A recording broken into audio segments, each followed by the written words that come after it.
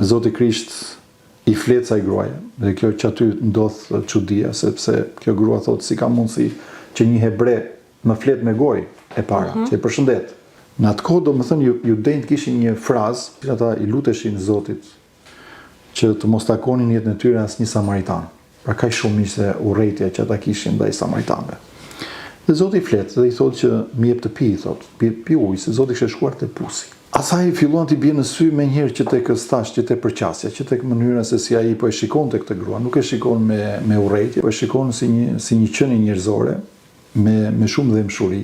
Zoti thotë që ai që ke përpara mund të ofrojë ujin e gjallë. Kur i zbulon gjithë jetën e saj, aty ai kupton që nuk ka të bëjë thjesht me një profet, por shikon që ka diçka më tepër. Zoti i thotë, shkoj, thotë, dhe thirr dhe burrin tënd dhe eja.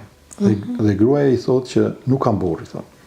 Në fakt, kjo grua ishte një grua e cila kishte kaluar një jetë e saj me plot shkelje të ligjit të Zotit, sepse kishte qenë gruaja e 5 burrave, madje edhe me këtë që jetonte nuk ishte burri i saj.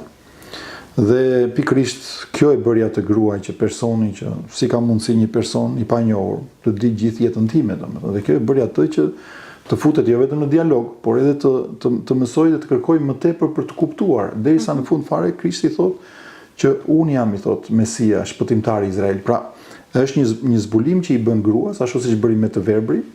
Si na thotë shumë bukur edhe Shën Agustini, thotë që asnjëherë njeriu nuk do të gjejë, thotë, qetësi derisa të prehet te Zoti. Kjo grua, siç thamë, mori shumë seriozisht të gjë. Na thuhet që ajo pagëzua prej apostujve, mori irin e Shpirtit të Shenjtë, dhe ajo e mori emrin mbas pagëzimit, që na thotë tradita e kishës, e mori emrin Fotini. Fotini do thotë ndriçuar nga greqishtja, dhe ajo bashkë me motrat e saj, ishin 5 motra, dhe bashkë me 2 bijtë e saj, bëhen, jo vetëm që u pagëzuan, por bëhen e misionare më të mëdha. Madje Kisha e Shenjtë e ka parë këtë grua dhe ne shikojmë tek predikimet e etrëve të kishës, qoftë Shën Joan Gojartit, qoftë Shën Agustinit, por edhe të etrëve të tjerë të kishës, e shikojmë që këtë grua e konsiderojnë si të barabartë me apostujt.